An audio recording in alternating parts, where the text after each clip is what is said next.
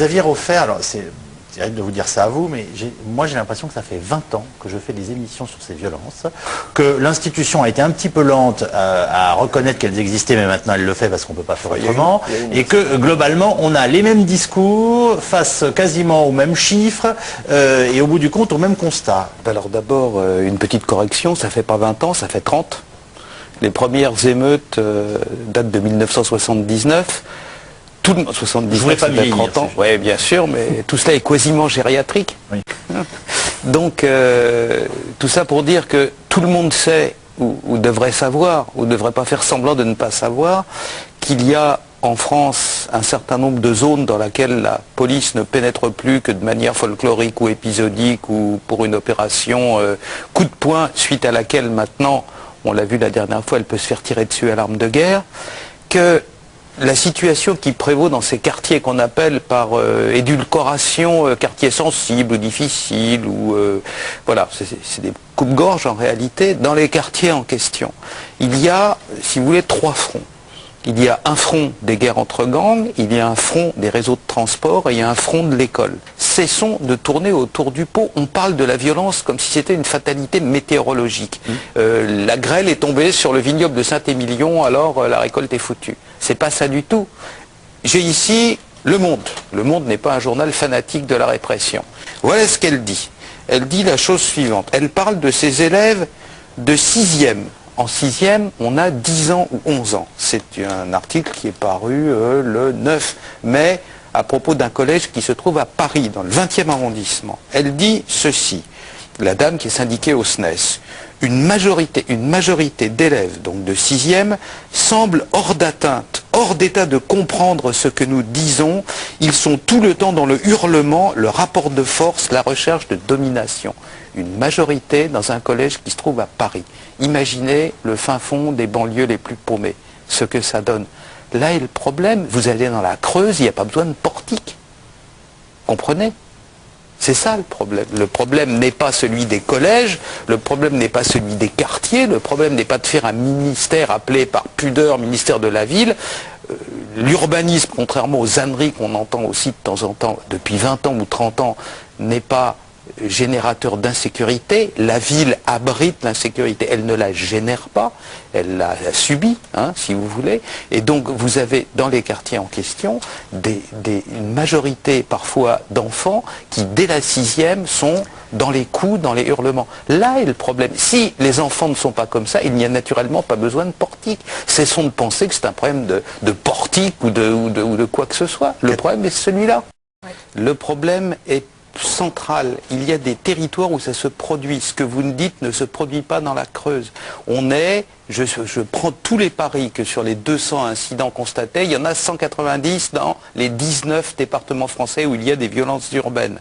Ce sont les mêmes territoires. Tant qu'on n'aura pas réglé le problème des territoires en question, d'où émanent des bouffées de violence par des individus violents, dans les réseaux de transport, dans les établissements d'enseignement et sur les esplanades ou dans les gares, etc., on aura réglé 90% du problème. La France, depuis 30 ans, refuse de voir ça en face. C'est un problème de déni collectif, ça n'a jamais été envisagé ensemble. Alors on fait une petite rustine ici sur le Zodiac, il est plein de trous, on met une rustine ici, une rustine là, une rustine encore, un petit portique par-ci, un petit vigile par-là. Le problème n'est pas celui-là. Vous avez entendu le nom des villes? Alors, par pitié qu'on ne fasse pas le coup de on stigmatise, bien entendu que non, les gens qui vivent sur place sont les premières victimes de tout ça. Hein.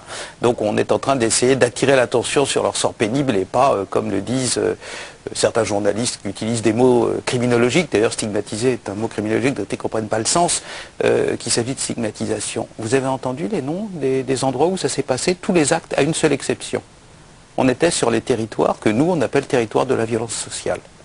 Territoires où les réseaux de transport sont pas sûrs, où les lycées sont pas sûrs, où les collèges sont pas sûrs, où les rues ne sont pas sûres, du fait qu'un certain nombre de populations vivent là-dedans. Alors j'entends bien ce que dit notre ami Pomard, mais il n'empêche que ça fait que s'aggraver depuis 30 ans. Quoi. Je veux bien que tous les travaux des préventions soient merveilleux, mais ça ne fait que s'aggraver. Je ne pense pas que la puberté dans la Creuse et dans la Seine-Saint-Denis se manifeste de manière différente, et cependant il y a des endroits où on en finit par tirer à la Kalachnikov sur des cars de police et des endroits où on ne le fait pas. Je pense donc que ce n'est pas la psychologie des individus qui est en cause, mais c'est leur mode de vie, leur culture, et qu'il y a des zones, une fois de plus et une fois encore, où il y a des sous-cultures criminelles qui maintenant sont bien implantées, et si on n'y veille pas, si on ne fait pas attention à ce que deviendront à 17 ou 18 ans, ou même 15 ou 16, les gens qui, dès la 6e, dès l'âge de 10 ans, sont toujours, j'insiste parce que c'est terrible, hein, tout le temps dans le hurlement, le rapport de force, la recherche de la domination.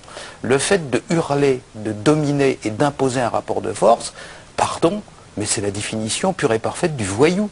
On n'a pas affaire à des malheureux. On a affaire à des gens qui essayent d'imposer leur volonté. Il y a une culture européenne traditionnelle, dans laquelle tout le monde a des armes chez soi. Tous les paysans, tous les chasseurs, etc. Où on a des couteaux dans la cuisine, où il y a un atelier dans un coin, où tout le monde peut prendre ce qu'il veut comme tournevis, etc. Là n'est pas le problème. Il n'y a pas, je veux dire, on n'est pas entre ce monde européen traditionnel et les pires côtés de la mauvaise culture américaine, du côté négatif de la culture américaine qu'on est en train de récupérer chez nous. Il n'y a pas une différence de degré, il y a une différence de nature. Ça n'est pas un cas isolé de temps en temps. Je crois, pardonnez-moi de terminer là-dessus, qu'on ne peut pas, comme on le fait trop souvent, parler de délinquance. Le fait de poignarder un enseignant ou le fait de tirer à l'arme à feu sur un policier, c'est pas un délit. Un délit, c'est voler des 40 bars au Monoprix. C'est un crime. Le fait de se servir d'armes à feu ou d'armes simplement par destination sur un autre être humain, ça s'appelle un crime. Et donc on est en train de, trop souvent en France, d'édulcorer des comportements qui sont criminels. J'ai accueilli avec beaucoup de plaisir le fait d'apprendre que maintenant une partie des enseignants étaient conscients du fait qu'il y avait des quartiers un peu difficiles et qu'il y avait des gens dans les quartiers en question qui n'étaient pas très fréquentables. Il y a quand même des progrès à faire dans l'éducation en général en termes d'adhésion à la culture de l'excuse. Je veux dire que le fait que les gens aient un comportement violent doit d'abord s'appréhender, doit se guérir s'il le faut, mais ne doit pas s'excuser aussi fréquemment qu'on le fait à l'heure actuelle. L'individu, à ma connaissance, est responsable de lui-même et donc on ne doit plus agir sur les comportements responsables. J'habite le 93, j'ai appris le respect à mon fils de 12 ans. Il est victime de violences à l'école, dois-je lui apprendre à se battre? C'est ça qui est dur. Non, il faut lui apprendre à venir voir son chef d'établissement. Mais oui.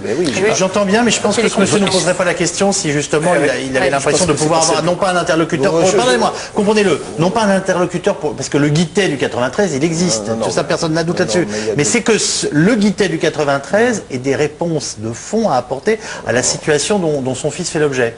Vous dites que oui? Oui, je pense. S'il va voir, il y a un conseiller principal, il a des relais, il y a un professeur principal, il y a un conseiller principal d'éducation, il y a un principal, donc il a des relais. Ces relais doivent lui répondre, y compris sanctionner les élèves, demander aussi, convoquer le père pour qu'il puisse porter plainte, y compris contre l'élève. Il y a des relais qui existent. Pardonnez-moi, j'ai un exemple qui va complètement à l'inverse de ce que j'entends là, celle d'une dame qui a sa fille dans un collège, la maman très modeste puisqu'elle est femme de ménage, la fille a été battue par une équipe de petites nanas extrêmement violentes, la mère a porté plainte, les filles sont venues battre la mère et la seule réponse du patron de l'établissement c'était de dire sortez votre fille parce qu'elle fait des ordres. C'est ça des fois aussi la réponse de l'éducation. Ça peut arriver. Ah oui, c'est arrivé. Mais bon, il y a des exemples partout, mais je pense que en tout cas, nous n'éduquons pas les chefs d'établissement de cette manière-là. Nous n'éduquons pas, nous éduquons à la responsabilité.